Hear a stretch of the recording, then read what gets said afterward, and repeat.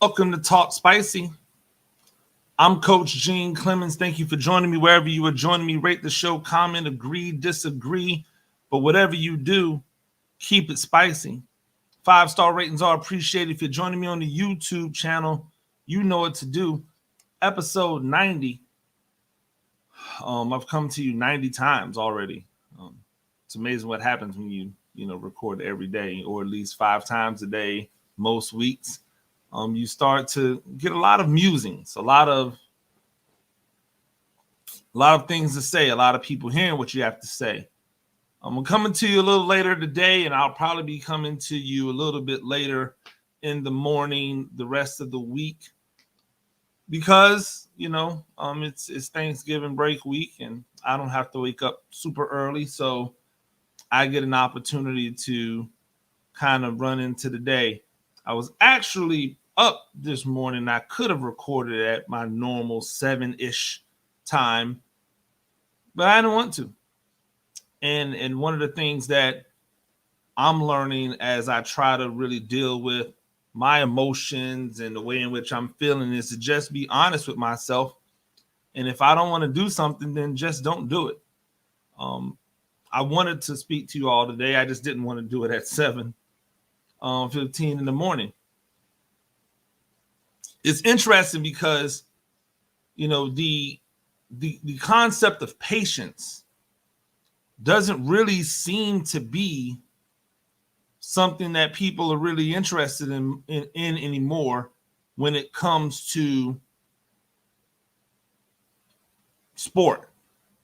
I won't just say football because that would be short-sighted. I just think it's sport in general. There's no room for patience. There's no understanding of this is not cookie cutter. Not everything works the way in which you would want it to work.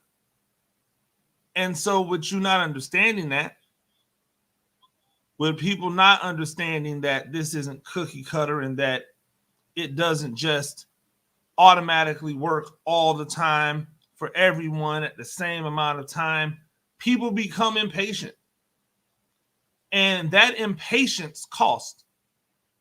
That impatience ends up reverberating, and we see how it affects. I'll take the University of Florida for an example. The University of Florida has just announced that they fired Dan Mullen. He is 4 years into his tenure at the University of Florida. This is his first subpar season.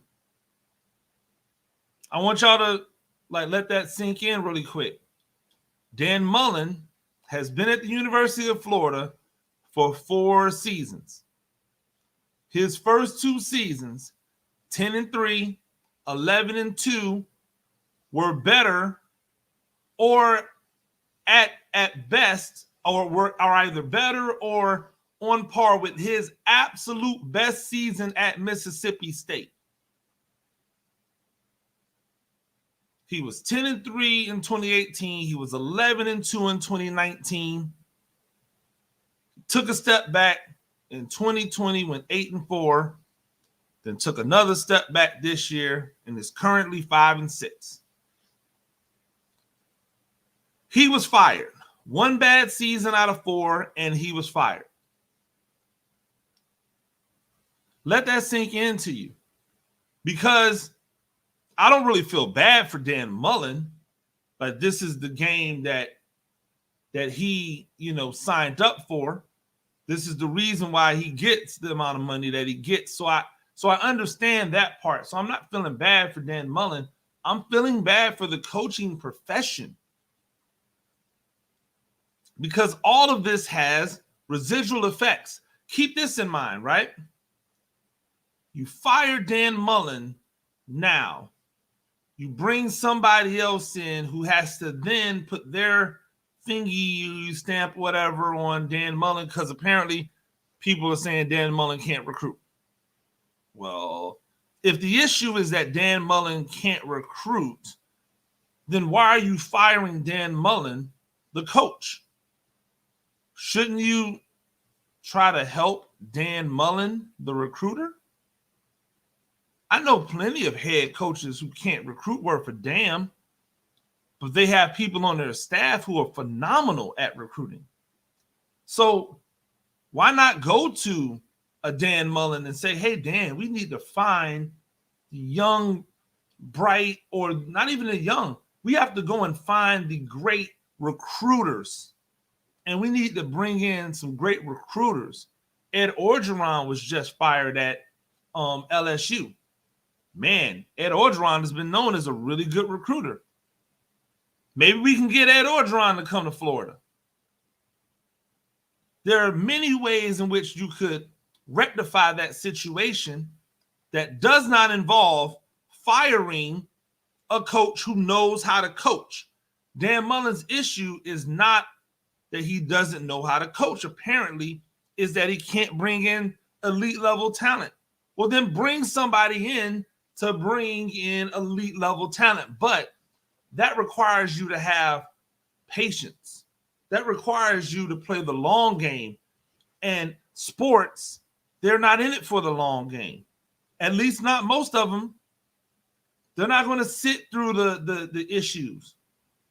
And so, as it stands at this moment,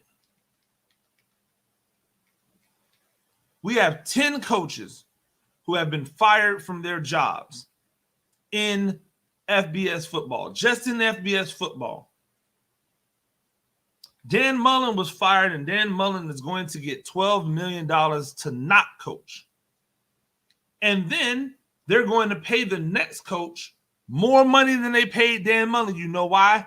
Because the next coach is going to go, well, I just saw what you did to Dan Mullen after a 10-win season, an 11-win season, and an 8-win season in his first bad year, which means that the moment I have a bad year, you're going to be looking to get rid of me too. So I need more money. I need to be paid outright if I'm fired. No more, I'm going to, my contract is going to adjust if I take another job after you fire me. No. I need all of my money immediately within 30 days of being fired. How's that going to affect? That's more money. So all in all, as the University of Florida is paying Dan Mullen, as University of Florida may still be paying the last coach that they fired, they're going to pay another coach. And yet, people will look you directly in the face and tell you, you cannot pay these players.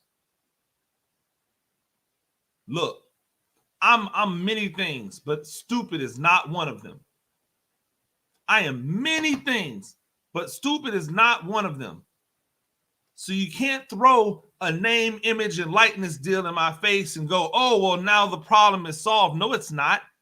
Because you teams, college businesses, you're still not paying your employees. And I don't want to hear anything about, oh, well, what about this team, and what about that team, and what about Title IX and all this other stuff. No, I don't want to hear that. You want to know why? Because in a business, you pay the people who make the money. And I'm sorry that doesn't hit everybody the same way, but it's the truth. So the people who are making all of this money deserve, not are entitled to, or no, they've earned this money. You're about to pay a guy $12 million to not coach, but you're not paying these players to put their blood, sweat, and tears on the field for a coach that you'll just fire in a whim if he doesn't win enough games? You got to miss me with the bull. It doesn't make any sense. You can't tell me you don't have money. We see it. We see the money. You don't believe me? $12 million you're giving Dan Mullen, right? It's 105 players on an active roster. It's 105 players on an active roster, on a college roster, which means that if you just took 2 to 3 million of those dollars and paid it to players, you can pay them like an entry-level job. If you took that money and you put it into some type of account where wealthy people are expecting anywhere between 12 and 17% a year on their money, you would have the residuals to be able to pay players for as long as you're paying players. That $12 million could be the seed that allowed the University of Florida to pay their players forever. Not like pay the player after he leaves. I'm saying it would allow them the seed money to be able to pay their players, every player that comes to the University of Florida, a living wage. Not make them rich, but you could pay them a living wage. Yes, this is on top of free education. Yes, this is on top of free housing. That's how it becomes lucrative, right? You can't say, well, they're already getting this and they're already getting that. Yes, okay, add that in. Add that in so that their total money looks somewhere in the $70,000 to $100,000 a year range. Sure, we'll roll with that. Education costs this much. Housing, room and board, all that good stuff costs this much. And then we're going to give you this $35,000 to $40,000 a year. Yeah, that's how it should be. Yes, that makes sense. But instead, so far this year, colleges that have fired their coaches have paid out $73 million to coaches. $73 million. That means that $73 million has gone to pay for coaches that will no longer service the organization, and yet we're saying we cannot pay players. That's only $73 million so far. We know other coaches are going to get fired. That does not include the buyouts for all of the assistant coaches that normally follow the head coach out of the door because the new coach wants people to come in they can trust, who are going to be on their side, who understands their program. That does not include all of the assistant coach buyout money.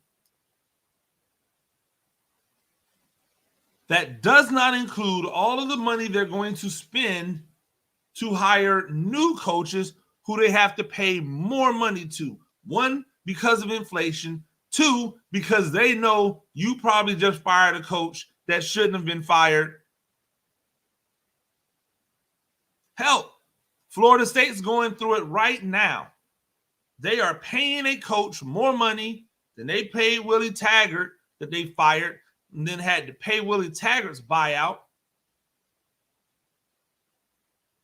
only to get the results that they're getting right now, where people are excited about close wins over BC, close wins over middle of the road to lower tier teams. People are excited over that. And I guess you got to be excited about something, right? You know, last year was a disaster. The beginning of the year, you lost to an FCS team. So I guess you got to be excited about something. But my God, what are we talking about? It's just money on top of money on top of money. And the money keeps flowing. It keeps going around. And none of it is going to the players.